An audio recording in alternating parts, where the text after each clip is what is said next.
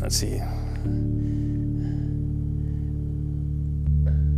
Now I'm making it kind of down off the other end of the hill, right? So I got to the point, it's like, I'm never going to get any faster, right? That's just the way it works, right? I'm kind of back to that mentality that I was back when I started out, right? I know when I go to an event, I'm not going to win the race. It's just not going to happen. There's so many better runners. The pools are bigger now of runners, and the guys really, there's guys that are sponsored and they're traveling and all this.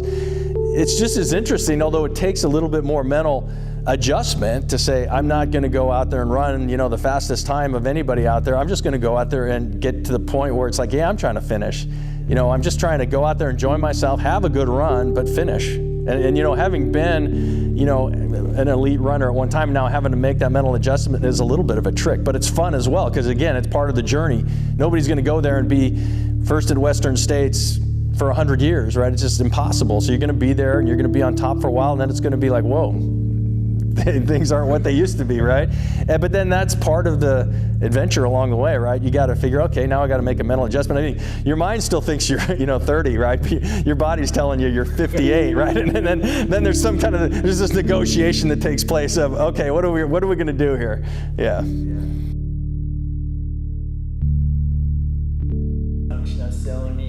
No, it's just fun to see people come alive. Like for me, I feel like other than when I'm with my kids, there's no other place that my heart just ignites, comes alive, like being out there. And to be able to open up somebody's world to the realm of that possibility is just such a privilege. And it's neat to see kind of the ripple effect of that, getting someone started on running and seeing how not only does it change them, it changes their spouse, it changes their kids, it changes the whole dynamic. A lot of times it changes their careers and what they think they're capable of accomplishing. That's a really cool thing to be a part of. Like, that's a huge privilege to be a part of, so, yeah.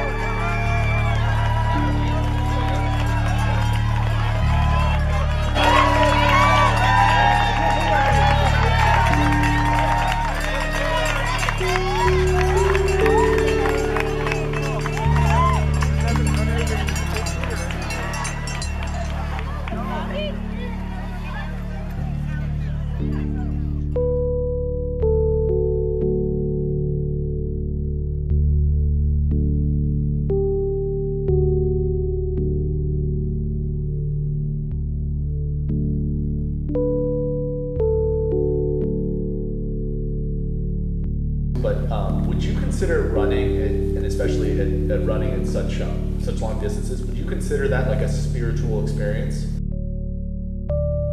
I'm not a very spiritual person, so I never really think of it in those terms, but I don't know, I like being out there, and I like really being inside my head and finding out more about how I work and what I'm capable of and what I'm not capable of. I think I come across just a lot of parallels of ultra running in life, just sometimes it's hard, sometimes it's easy. You get what you give. Yeah, I don't know. I have a hard time with that whole, I've been thinking about that lately. What is really spirituality? Is it, I always get it caught up with religion, and I don't really want to do that. But I guess maybe grace is what I would like to come away with. Just being aware of the gift of running and the gift of the freedom to do it, the privilege of living in a place where there's beautiful trails and wonderful people. So I try to remember that, because it's easy to get bogged down in my shoes are sucking off my feet, or or gosh, I fell again and it's really bleeding.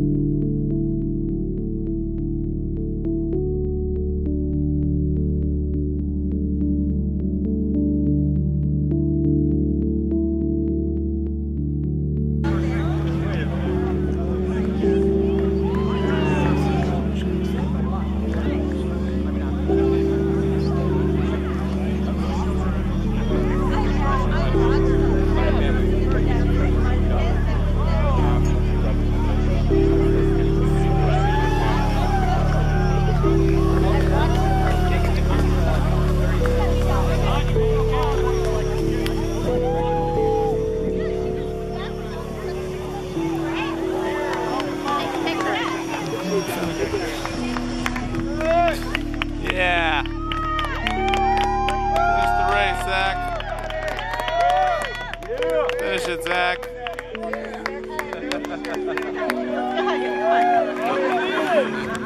Got his shoes.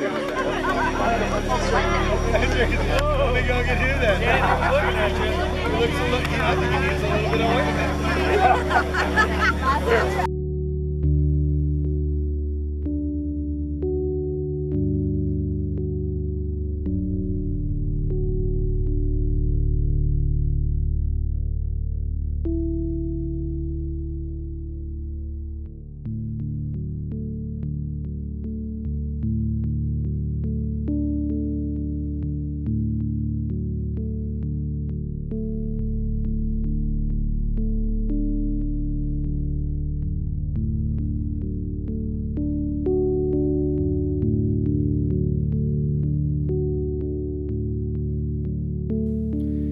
So what is ultra running? Personally, I don't feel that privileged to answer this question, being so young in the sport and only having done one ultra, but from my short amount of time in the sport, this is my perception of it. By definition, it's anything over 26.2 miles. But that doesn't even come close to covering what it is. It's the ultimate test of not just the body, but the mind and the spirit. It's the ultimate test of the mind, body, spirit. And why is it that? It's you're pushing past far beyond perceived limitations of what the human body is capable of. What I did at 50K is just a drop in the bucket of these guys who are running 100 miles. And what you notice in that is it's not just an individual sport. Ultra running is one of the purest forms of team sport, where you're competing against the other, but in this form of competition, it's to motivate. You want that other person to do good, so you run faster behind them or next to them, or coming up to them and saying something to motivate them to run faster. And it's not just a sport, it's human nature. It eventually, once you get past the stigma of running and you get to the point where you could start actually enjoy going on a run, you realize that I'm really happy and content doing this and just out there running. All I got is my shoes and my legs and my arms and my body and this trail, and that's all I need to be happy. And I think in our advanced modern society of having 17 things for every need and desire and surplus here and there, it's okay. I can just go out on this trail and be happy with essentially shoes and a water bottle, and that develops in you a sense of being whole and a sense of getting to say, I don't need all of this stuff to be happy.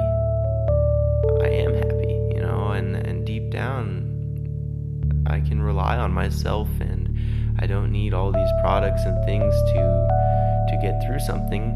I just need me, and I need my mind, and I need my body, and I need my spirit. And like a football player has all their equipment, like their pads and their helmet and the ball. And I think what an ultra runner needs is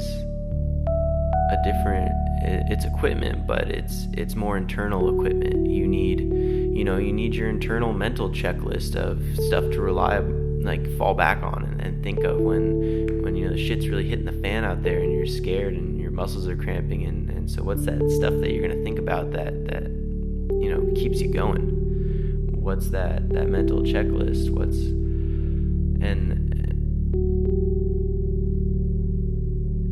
And so what's beautiful about that is you could take that into life. It's not just out on the trail. Stuff happens in your day-to-day life when it comes up, and initially you want to mask it and I have a headache, so I'm gonna go take that painkiller, or I'm feeling depressed, so I'm gonna go buy something.